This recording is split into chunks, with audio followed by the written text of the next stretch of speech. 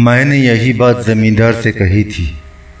جب میں نے اس کے لیے 10 مویشی چرا لیے تو اس نے مجھے کہا دیدار پور چلا جا اور حاجی حبیب کی ماڑی سے راجو کو واپس لے آ۔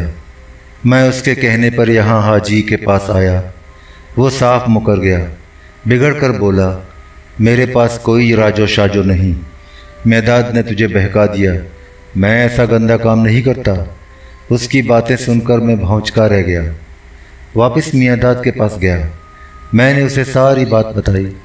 وہ شرمندہ ہونے کی بجائے ٹھٹا مار کر ہنسا، میری پیٹھ ٹھونک کر کہنے لگا مل جائے گی تیری راجو، ضرور مل جائے گی، پہلے میرا ایک کام کر دے۔ اس دفعہ اس نے بہت خطرناک کام بتایا۔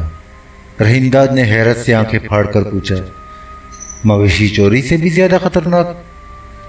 ہاں جی، اس سے بھی زیادہ خطرناک۔ ہوا یہ کہ ایک کھوجی نے میاں کے ہور کا کھوج نکال لیا۔ وہاں سے چوری کے کئی مویشی پکڑے گئے۔ میاں جیل جاتے جاتے بچا۔ کئی ہزار روپے رشوت میں دینے پڑے۔ خود میاں کے اپنے کرندے بھولا نے مرخائی کے لالچ میں مخبری کی تھی۔ وہ بھاگ کر قریشیوں کے پاس چلا گیا۔ وہ جی بہت بڑے زمیندار ہیں، ان کی ہزاروں کلہ زمین ہے، اوپر بھی ان کی پہنچ ہے۔ میاں کو جب بھولا کی غداری کا علم ہوا تو سخت ناراض ہوا۔ وہ چاہتا تھا میں بھولا کا خون کر دوں۔ میاں کی بات سن کر میں چپ رہا۔ 2 روز تک سوچتا رہا۔ قریشیوں کے علاقے میں گولی چلانا آسان کام نہیں۔ وہاں تو مانو ان کی حکومت ہے، تھانہ، پولیس، سب کچھ ان کا ہے۔ نور الدین لمحے بھر خاموش رہ کر بتانے لگا ادھر میاں کو معلوم ہو گیا میں بھولا کا خون کرنے پر تیار نہیں ہوں۔ اس نے رات کو مجھے بلایا، بہت ناراض ہوا، کاربین میرے ہاتھ میں دے کر بولا بھولا کو ختم کر کے آنا ورنہ مجھے اپنا منہ نہ دکھانا۔ تجھے رات بھر کی مہلت دیتا ہوں، کام نہ ہوا تو راجو تو تجھے ملے گی ہی نہیں اور تو بھی اس سے ملنے کے لیے زندہ نہیں رہے گا۔ ہاں، کام پورا کر کے آیا تو راجو کو اپنے ساتھ لے جانا، یہ میرا تجھ سے پکا وعدہ رہا۔ اس کے ناراض ہونے سے میں ڈر گیا۔ راجو کو بھی حاصل کرنا چاہتا تھا۔ میں تیار ہو گیا۔ میاں کے کرندوں نے اسی رات مجھے قریشیوں کی زمینوں کے نزدیک پہنچا دیا۔ کرندے اس کام میں شریک نہیں ہوئے؟ توبہ کرو جی، وہ مجھے چھوڑ کر فوراً اندھیرے میں غائب ہو گئے۔ میں آگے گیا اور رات بھر درختوں کے نیچے بھولا کی گھات میں بیٹھا رہا۔ ابھی صبح کا ذرا اجالا ہوا تھا، کیا دیکھتا ہوں بھولا اپنے گھر سے نکلا اور ادھر ادھر دیکھتا ہوا سامنے کے نیائین کی طرف بڑھا۔ مجھے اندازہ تھا کہ وہ سویرے سویرے ٹٹی کے لیے نیائین ضرور جائے گا۔ میں نیائین کے سامنے ہی اندھیرے میں دبکا بیٹھا تھا۔ جیسے ہی وہ دھوتی اٹھا کر بیٹھا، میں نے جھٹ اس پر گولی چلائی۔ نشانہ ٹھیک بیٹھا، وہ چیخ مار کر اٹھا۔ میں نے دوسری گولی چلائی، وہ لڑکڑا کر گرا۔ میں نے اسے زمین پر تڑپتے دیکھا اور کھیتوں کے اندر اندر رستہ بناتا ہوا بھاگا۔ قریشیوں کی مسلح کرندے گولی کی آواز سنتے ہی شور مچاتے پہنچے۔ انہوں نے میرا پیچھا بھی کیا، بار بار گولیاں چلائیں، پر میں بچ کر صاف نکل آیا۔ تو نے کمال کر دیا، رحیم داد نے تعجب کا اظہار کیا۔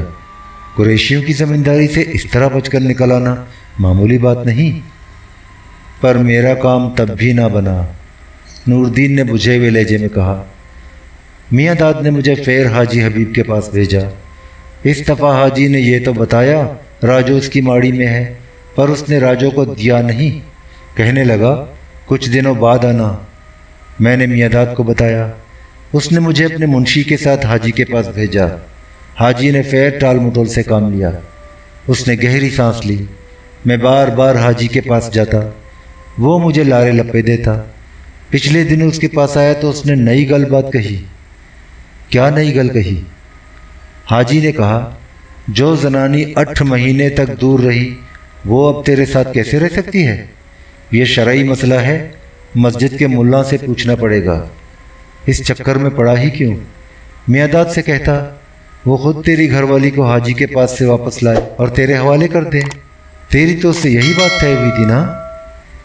میں نے میاں داد سے پہلے یہی کہا تھا، مگر جب میں نے زیادہ زور دیا تو وہ ایک دم گرم ہو گیا، دھمکی دینے لگا کہ بھولا کے قتل کے الزام میں مجھے پولیس کے حوالے کر دے گا۔ میں تو جی یہ بات سن کر ہی ڈر گیا۔ वैसे भी उन दिनों भोला के कत्ल के सिलसिले में पुलिस ने ज़बरदस्त भागदौड़ मचा रखी थी। कुरैशियों ने बहुत ज़ोर डाला। पुलिस तो मुझे पकड़कर ले भी जाती, पर मियादाद ने बचा रखा था। वो कुरैशियों के इतना बड़ा ज़मींदार तो नहीं था, पर उसके भी शरीके और रिश्ते नातेदार बड़े सरकारी अफसर लगे हैं। नूरदीन सर झुकाकर चंद लम्हे सोचता रहा, फिर उसने डूबी हुई आवाज़ में कहा, अब तो जी हाजी ही मेरा काम कर सकता है, इसीलिए मैं मुल्ला के पास आया हूँ। पहले भी आया था। मुल्ला की मिन्नत समाजत की तो उसने कहा उसे मुल्तान जाना होगा, शरई मसला है, वहाँ के मुफ्ती से फतवा लेना होगा। अब तक तो वो फतवा ले आया होगा। उसने रहीमदाद की जानिब देखा, उसकी निगाहों में इल्तिजा थी। तू कहता था मुल्ला तेरी बात मान लेगा, तू भी मुल्ला से कहना मेरा बाजू मुझे मिल जाए, तेरी बहुत मेहरबानी होगी। रहीमदाद गर्दन झुकाए इस तरह खामोश बैठा रहा जैसे कुछ सोच रहा हो। नूरदीन ने उसे गहरी सोच में गर्क देखा तो कुरेद कर दरियाफ्त किया, किस सोच में पड़ गया? सोच रहा हूँ मियादाद तुझे बेदखल करना चाहता है। बेदखल करना चाहता है तो कर दे, वो तीखे लहजे में बोला। जब से राजो गई है ज़मीन का सत्यानाश हो गया, मैं अकेला क्या कर सकता हूँ? वो मेरे साथ बराबर से काम करती थी, वो मेरा बाजू है, इसके बिना मैं कैसे खेती बाड़ी कर सकता हूँ? उसने रहीमदाद की आंखों में आंखें डालकर देखा। गलत कह रहा हूँ मैं? ठीक ही कह रहा है। रहीमदाद ने भी उसकी तायीद की। मुझे तो ऐसा लगता है मियादाद और हाजी अबीब दोनों ने इस मामले में मस्कोट कर रखी है। मियादाद तुझे बेदखल करके ज़मीन हथियाना चाहता है, हाजी तेरी घरवाली को अपने पास रखना चाहता है। दोनों यही चाहते हैं रस्सागिरी के धंधे में तुझे इस्तेमाल करें, तुझसे मवेशियों की चोरी कराएं, खून कराएं, डकैती करवाएं। तैनू पता नहीं, सारे ही बड़े ज़मींदार यही धंधा करते हैं। उसने उंगली से सर खुजाते हुए नूरदीन की जानिब नज़रें उठाईं। नूरे, मुझे तो राजो का वापस मिलना मुश्किल ही नज़र आता है। ऐसा ना कहे, नूरदीन तड़प कर बोला। उसने झट धोती के डब से देसी साख्त का पिस्तौल निकाला। मैं हाजी और मियादाद दोनों को जान से मार दूंगा। एक तो ये काम इतना आसान नहीं जितना समझता है। रहीमदाद ने उसे समझाने की कोशिश की। फिर ये भी तो सोच, तो खुद भी फांसी पर लटक जाएगा। वो चंद लम्हे खामोश रहा। राजो का ख्याल अपने दिल से निकाल क्यों नहीं देता? नहीं जी, ऐसा नहीं हो सकता। राजो मेरा बाजू है, मैं उसे नहीं भूल सकता। नूरदीन ने बड़े जोश से कहा। वैसे मुझे राजो से प्यार भी है, अब मुझे वैसी घरवाली कहाँ मिलेगी? वो ज़बरदस्त मेहनती और अहरी है। आंगन का दरवाज़ा खुला। दोनों ने चौंक कर देखा। चिराग की धुंधली रोशनी में एक औरत सर पर खाने की चंगीर रखे अंदर दाखिल हुई। रहीमदाद नजरें उठाए उसे खामोशी से देखता रहा। नूरदीन ने पिस्तौल फौरन धोती के डब में रख लिया। औरत आहिस्ता आहिस्ता चलती हुई करीब आती गई। वो गुदाज बदन की नौजवान औरत थी। खूब घेरदार घघरा पहने हुई थी। उसके ऊपर मलगजा तंग झुग्गा था। गर्दन में भी मलगजा दुपट्टा पड़ा था। लिबास तो उसका मैला कुचैला था, मगर थी अल्हड़ और चुलबुली। चलती तो कूल्हों को खम देकर कदम बढ़ाती। वो दालान में पहुंची। दुपट्टे के आंचल से सर ढककर चेहरे पर बुक्कुल मारा और झुककर खाना रखते हुए बोली, जिमीदार के घर से मुल्ला जी के लिए रोटी टुकुर लाई हूँ। वो वापस जाने के लिए मुड़ी। नूरदीन ने टोका, तेरा नाम की है कुछ? वो तुनक कर बड़े नाज से बोली, तू मेरा नाम क्यों पूछता है? इतना नाराज क्यों होती है? रहीमदाद ने मुस्कुरा कर कहा, नाम ही तो पूछा है, बता दे, इसमें हर्ज ही क्या है? मेरा नाम फल्ली है जी, जिमीदार की माड़ी में काम करती हूँ। नूरदीन ने हिचकिचाते हुए पूछा, एक कल पूछूं, बता देगी? उसने गर्दन को खम देकर नूरदीन की जानिब देखा। बताने की होगी, बता दूंगी। राजो को जानती है? वो भी तो हाजी की माड़ी में होती है। राजो? फल्ली ने नूरदीन को मुश्तबा नज़रों से देखा। बेरुखी से बोली, मैनू कुछ पता नहीं। रहीमदाद ने अपनी दाढ़ी पर हाथ फेरा। अल्लाह ताला ने तुझे ऐसी सोनी शक्ल सूरत दी है, बात भी इसी तरह किया कर। फल्ली की शक्ल सूरत ऐसी अच्छी ना थी। गहरा सांवला रंग था, नाक नक्शा भी भद्दा था। रहीमदाद की बात सुनकर वो खुश हुई, ज़ेरे लब मुस्कुराई। रहीमदाद को मुखातिब करके बोली, तैनू कुछ पूछना है? पहले बैठ तो जा। रहीमदाद ने शफकत से कहा, खड़ी क्यों है, चली जाना, ऐसी छेती क्या है? फल्ली ने अपना घघरा समेटा और दोनों से ज़रा हटकर चटाई पर बैठते हुए गोया हुई। बोल, तैनू की कहना है? मैंने तो कुछ नहीं कहना। रहीमदाद ने नूरदीन की जानिब इशारा करते हुए कहा, ये जो कुछ पूछता है बता दे, बहुत दूर से चलकर आया है। फल्ली ने निगाहें मोड़कर नूरदीन को देखा, मुस्कुरा कर बोली, तू राजो का काराला नूरदीन तो नहीं है? हाँ, मैं नूरदीन ही हूँ। ये बता, राजो कैसी है? तेरी मेहरबानी होगी। मेहरबानी की कौन सी गल है? वो आहिस्ता से बोली, ज़िम्मेदार से डर लगता है, वैसे राजो ठीक ठाक है। नूरदीन ने दरियाफ्त किया, तुझसे तो मिलती ही होगी। रोज़ मिलती है, मेरे साथ ही माड़ी में कामकाज करती है, पर वो माड़ी से बाहर नहीं निकलती। ज़िम्मेदार का उसके लिए यही हुक्म है। कभी मुझे भी याद करती है? करती तो है, फल्ली ने जवाब दिया, पर याद करने से क्या होता है, वो तेरे पास नहीं जा सकती। इस दफ़ा रहीमदाद ने सवाल किया, क्या उसकी मर्ज़ी अपने घर जाने की नहीं है? उसकी मर्ज़ी से क्या होता है जी? फल्ली ने तीखे लहजे में कहा, मर्ज़ी तो असली ज़िम्मेदार की है। उसने चौकन्ना नज़रों से आंगन के दरवाजे की जानिब देखा और खिसक कर दोनों के करीब हो गई। ज़िम्मेदार उसे रखेल बनाकर अपने पास रखना चाहता है। वैसे जी, उसकी पहले ही 2 घरवालियाँ हैं, दोनों ही माड़ी में रहती हैं, रोज़ आपस में लड़ती झगड़ती हैं, पर राजो से दोनों ही खार खाती हैं, उसे बहुत तंग करती हैं। ज़िम्मेदार का बड़ा पुत्र कमाल भी राजो को तंग करता है। वैसे तो वो माड़ी में काम करने वाली सभी जनानियों को तंग करता है, एक नंबर हरामदा है। उसका लहजा तल्ख हो गया। अभी मैं रोटी लेकर माड़ी से निकली तो वो भी कहीं जा रहा था, अंधेरे में मेरा हाथ पकड़ लिया, लगा नोचने खसूटने। रोटी हाथ में ना होती तो अभी पकड़कर खेतों में ले जाता। वो शर्मा गई। रहीमदाद ने पूछा, तेरा घरवाला नहीं है? है तो जी, वो बुझे हुए लहजे में बोली, हम कमी कमीन हैं जी, हमारी क्या इज्जत, क्या आबरू। ज़िम्मेदार के पुत्र के खिलाफ हम क्या कह सकते हैं? माड़ी में काम न करे तो गुजारा कैसे हो? नूरदीन बेकरार होकर बोला, फल्ली, मुझे राजो से मिलवा दे, तेरी बहुत मेहरबानी होगी। ना जी ना, ऐसी गल ना कर। वो खौफजदा होकर बोली, ज़िम्मेदार को पता चल गया तो जान से मार देगा मुझे। उसे पता ही कब चलेगा? रहीमदाद ने सिफारिश की, तू भी किसी की घर वाली है, ज़रा सोच तो और इसे देख। उसने नूरदीन की जानिब हाथ उठाकर कहा, कितना परेशान और दुखी है, 8 महीने से ऊपर हो गए इसने अपनी घरवाली को नहीं देखा। वो बेमरवती से बोली, मैं क्या कर सकती हूँ जी? तू हाजी की दोनों घरवालियों को राज़ी करने की कोशिश कर। रहीमदाद ने उसे तरकीब बताई। वो तो राजो को नूरे के साथ भगाने पर भी तैयार हो जाएंगी। उसे अपनी सौकन जो समझती हैं, इस काम में वो ज़रूर मदद करेंगी। नहीं जी, तैनो कुछ पता नहीं। फल्ली ने इनकार में गर्दन हिलाई। वैसे तो दोनों हर वक्त कुड़कुड़ करती रहती हैं, पर ज़िम्मेदार से बहुत डरती हैं। बाहर वो जितना नेक बंदा नजर आता है, घर के अंदर इतना ही जुल्म करता है। तुझे उसके बारे में कुछ पता नहीं। वो उठने के लिए कसमसाई, मैंने अब जाना है, काम भी करना है।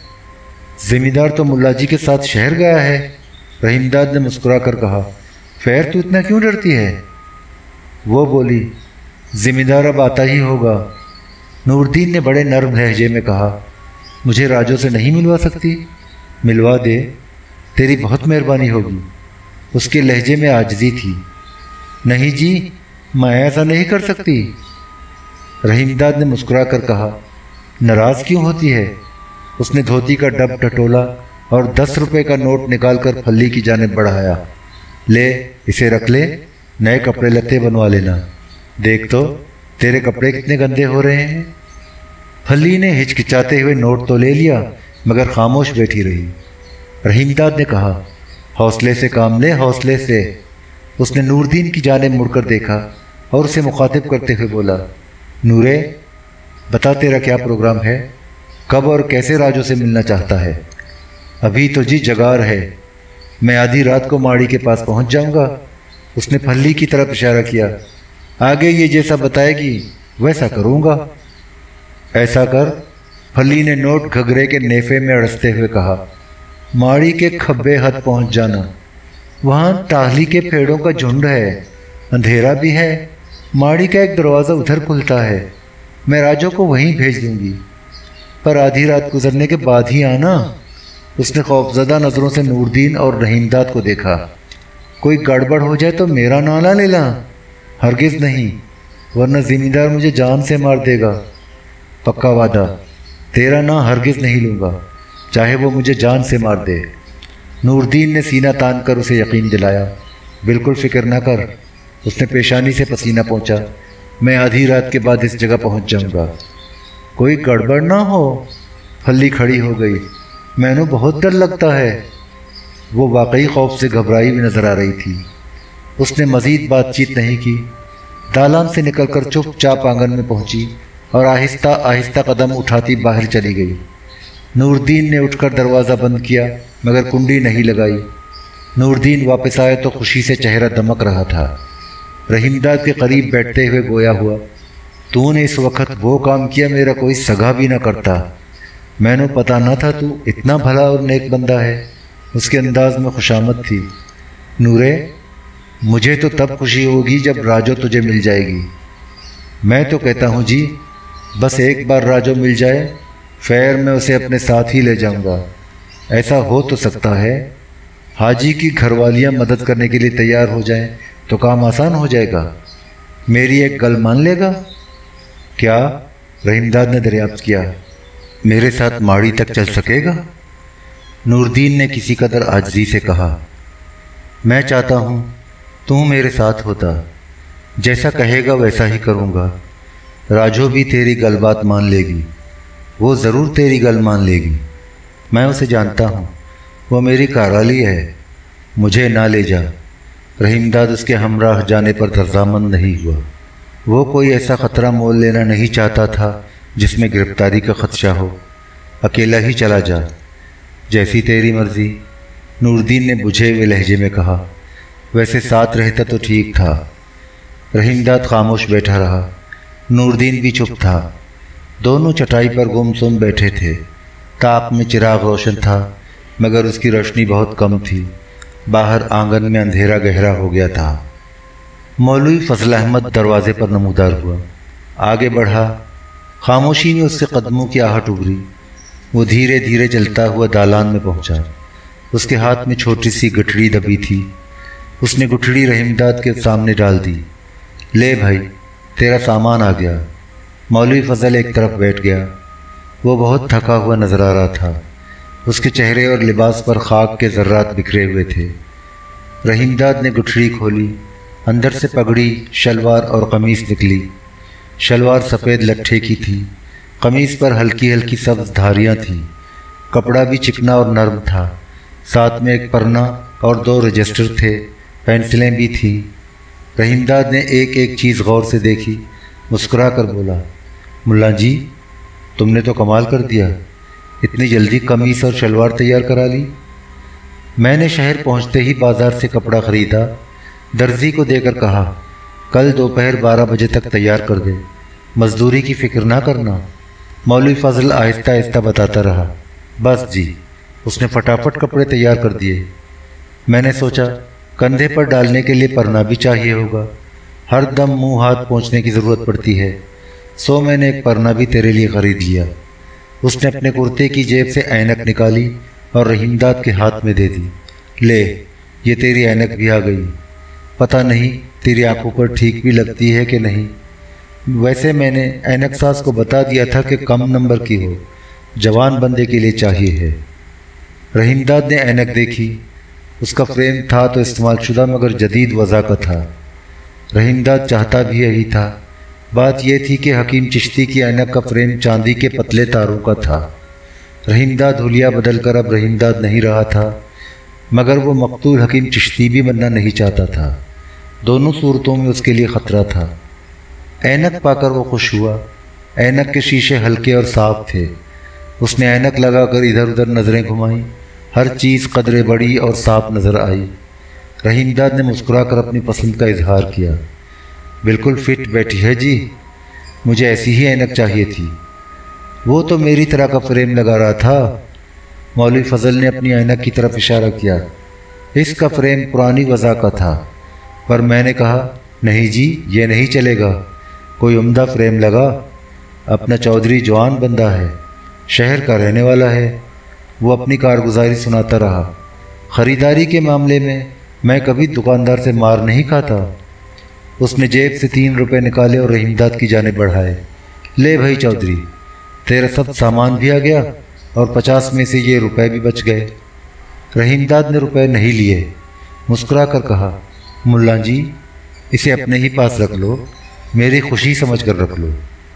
तेरी यही खुशी है तो रखे लेता हूँ। मौलवी फजल ने रुपए फिर जेब में रख लिए। रहीमदाद की इस फरागदिली पर वो बहुत खुश हुआ। अब पड़छती में जाकर कपड़े बदल लो और ये देख लो ठीक से फिट आते हैं कि नहीं। मैंने कमीज में 4 जेबें लगवाई हैं, 2 नीचे, 1 ऊपर और 1 रुपये पैसे रखने के लिए अंदर। ठीक किया ना मैंने? मौलवी फजल ने दाद तलब नज़रों से देखा। रहीमदाद ने खुश होकर कहा, ये तो बहुत चंगा काम किया। रहीमदाद कपड़े उठाकर दालान से बाहर गया और आंगन उबूर करके पड़छती में पहुंचा। मौलवी फजल अहमद ने नूरदीन की जानिब तवज्जो दी। किसी कदर तल्ख लहजे में पूछा, नूरे तू कैसे आया? ये पूछने आया था राजो के मामले में तूने क्या तय किया? अब तक मुल्तान से फतवा भी मंगवा लिया होगा। मौलवी फजल ने बेरुखी से कहा, मैं मुल्तान गया ही कब, वहाँ जाने पर खर्चा आता है। मुझे कुछ देकर गया था जो मैं वहाँ जाता? मेरी हालत का तो तैनू पता ही है। नूरदीन ने आजिज़ी से कहा, मेरा तो सब कुछ तबाह हो गया। न ज़मीन पर हल चला सका, न बुआई की, न फसल हुई। ज़मीन बंजर होती जा रही है। उधियारे पर ज़मीन देनी चाहिए तो ज़मींदार ने मना कर दिया। ये सब कुछ मैं नहीं जानता। मौलवी ने बेजारी का इजहार किया। ये तेरा और तेरे ज़मींदार का मामला है, मैं इसमें क्या कर सकता हूँ? पर राजो का मामला तो तय करा सकता है। नूरदीन गिड़गिड़ाने लगा, तेरी बहुत मेहरबानी होगी, मैं सारे चक्करों से बच जाऊँगा। मैंने कुछ और नहीं चाहिए। मौलवी फजल चंद लम्हे खामोश रहा, फिर अपनी दाढ़ी कुरेदते हुए मशवरा दिया, मेरा कहा मान, राजो को तो अब भूल ही जा। अब वो तेरे काम की नहीं रही। मुझे पता चला है वो रात को देर तक हाजी साहब के कमरे में अकेली रहती है। सभी कुछ हो सकता है, शैतान के बहकाने में देर नहीं लगती। नहीं जी, ऐसा नहीं हो सकता। नूरदीन तड़प कर बोला, राजो ऐसी नहीं हो सकती। मैं उसे ठीक तरह जानता हूँ। मेरा ख्याल है तू उसे जानकर भी नहीं जान सका। मौलवी ने ऐनक के शीशों के पीछे से उसे तीखी नज़रों से देखा। मैंने तो यहाँ तक सुना है वो तेरे साथ जाने पर बिल्कुल रजामंद नहीं। नहीं मुल्ला जी, ये बिल्कुल गलत है। राजो ऐसा नहीं कर सकती। मैं कहता हूँ तू अभी नादान है, तुझे कुछ भी पता नहीं। मौलवी फजल अहमद ने नासिहाना लहजे में कहा, 8 महीने में वो बिल्कुल बदल चुकी है। वो अब तेरी पहले जैसी राजो नहीं रही। तू मेरी बात क्यों नहीं मानता? वो चंद लम्हे खामोश रहा, फिर नर्म लहजे में बोला, मैं तेरी एक ही मदद कर सकता हूँ। नूरदीन ने बेचैन होकर पूछा, वो क्या है? वो ये है कि मैं राजो के एवज़ तुझे हाजी साहब से कुछ रुपया दिलवा दूँ।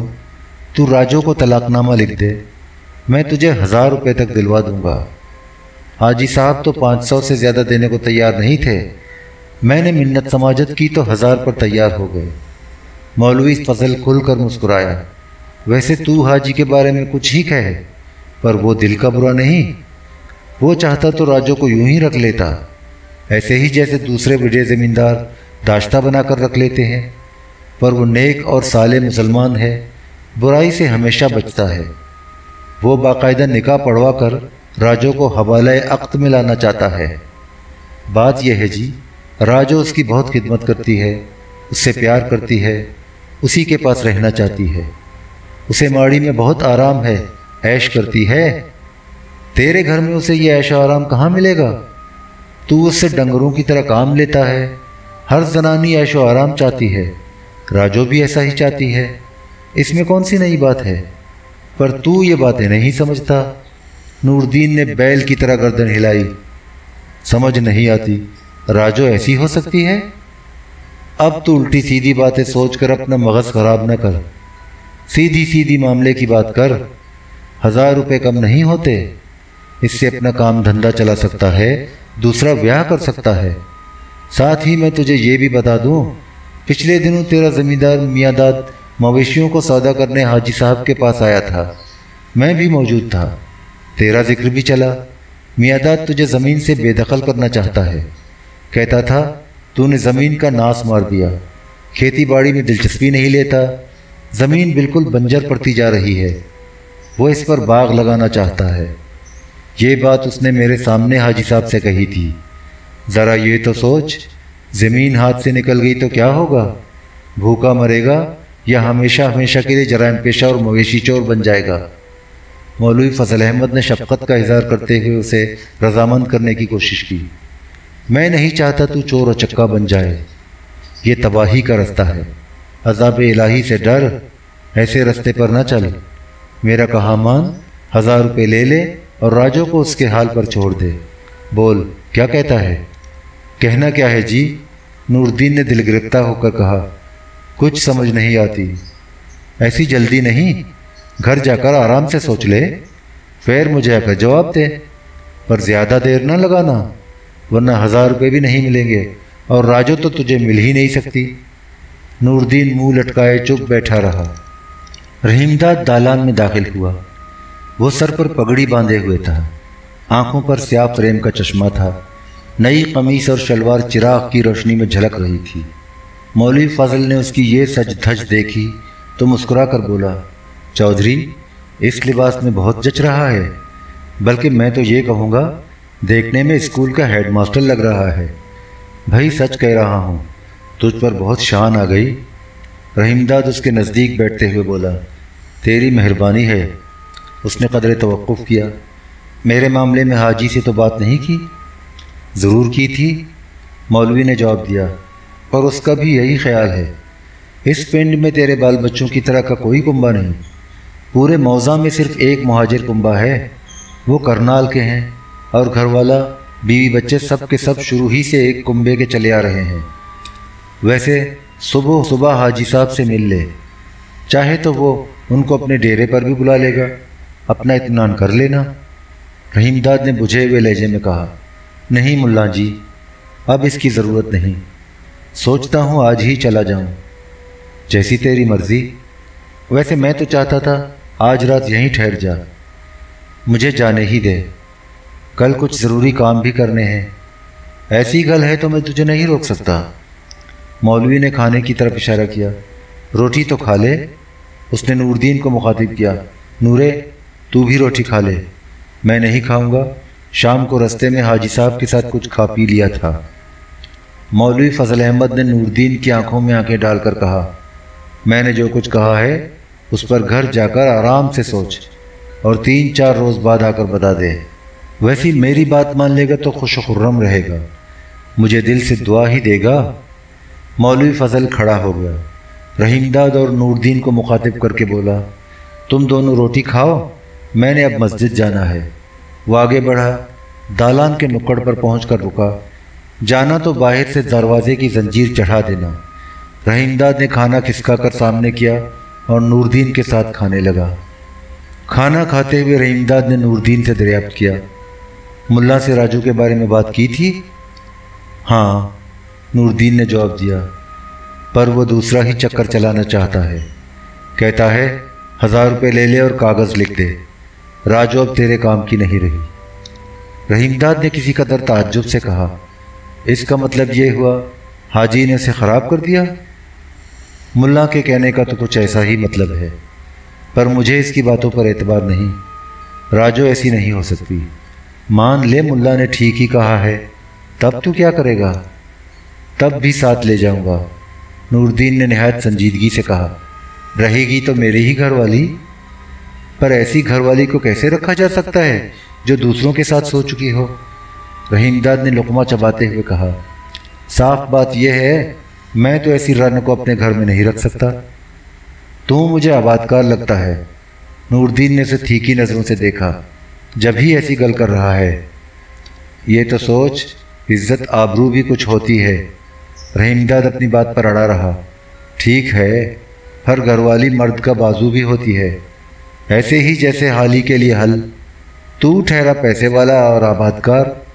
तू जिस तरह घरवाली के बारे में सोचता है, हम जांगली इस तरह नहीं सोचते। ये इज्जत आबरू क्या होती है? पेट भरकर खाने को न मिले तो कैसी इज्जत, कहाँ की आबरू?